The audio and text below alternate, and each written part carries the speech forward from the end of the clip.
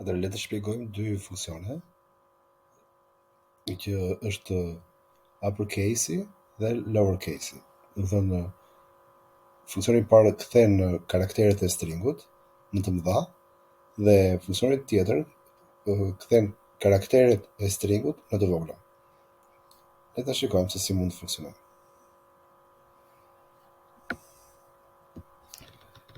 Kemi një marrë një string dhe le ta shikojmë. Për shembull, nëse mund të veprojë në këtë mënyrë, por nëse po them string str ish barabartë me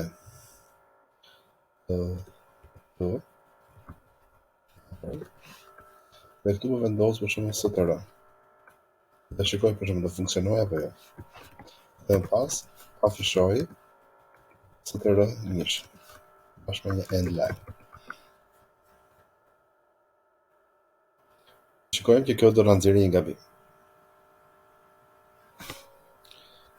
Gabimi është sepse ne theksojmë që ajo, do ky funksion kthen çdo karakter të stringut, do thotë që ai e merr karakterin e stringut e merr tek e tek. Do thotë që nuk funksionon kjo gjë. Le të provojmë një situatë tjetër. Për shembull, nëse flasim për karaktere, po deklaroj një karakter, e them a dhe ndërkohë po marr këtë prapë të situatë.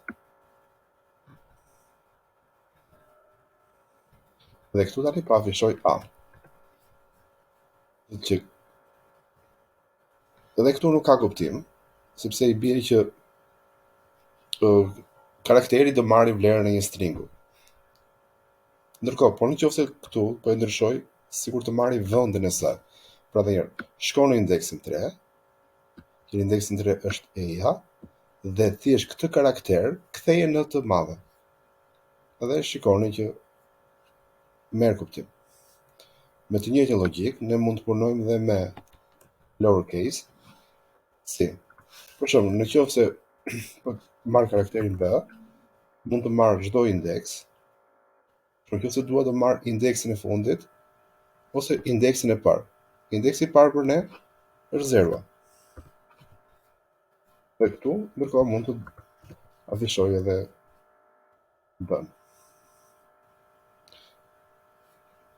Këtu, po ndryshoj emrin e funksionit dhe po e marr lower.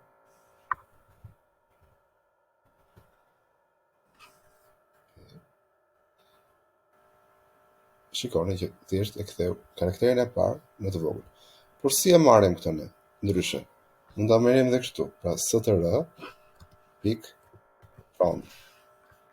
Dhe këtë e marrim si funksion.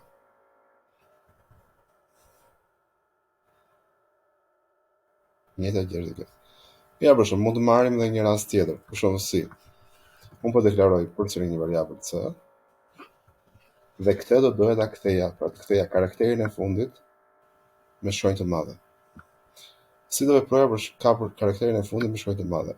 Atëherë, për të kapur karakterin e fundit, kjo m-ja këtu është në vendin ku? Në vendin size -1. Atëherë, mund të them që str pik size -1. Kjo është indeksi i fundit i stringut. Dhe këtu thjesht afishoj karakterin që është kthyer. Ja, kjo m-ja u ka. Por ndërkohë ne mund të punojmë edhe me ciklet, si me ciklet. Nëse po deklaroj një string str njësh dhe këti po i marr vlerën e str-s. Pa thjesht str nuk po e ndryshoj, por thjesht po i marr vlerën këtij. Dhe tani çfarë dua të bëj? Me anë të ciklit for i int po deklaroj indekset i barabartë me 0, indeksi fillestar, dhe i me vogël se gjatësia kujt? Gjatësia e stringut, atëherë str pik size. Okej, paqja -1, sepse dua që nuk e përfshin atë, dhe i++.